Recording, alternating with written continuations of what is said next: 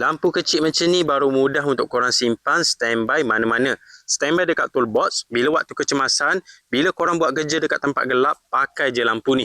Kepala dia ni korang boleh pusing macam ni. Boleh adjust dia punya angle. Kalau korang nak sulat atas, jadikan torchlight boleh. Nak sulat depan, jadikan lampu kecemasan pun boleh. Adjust je macam ni. Lampu ni dia ada banyak mood cahaya. Kalau korang tekan sekali, dia akan nyala terang macam ni. Kalau korang nak pakai lama, jangan pakai mood pertama ni. Sebab bateri dia ni cepat habis. Kalau nak pakai mood lama, korang pakai yang kedua ni.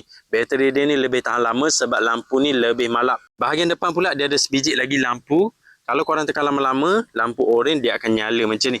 Tekan lagi sekali warna merah, tekan lagi sekali warna biru, tekan lagi sekali.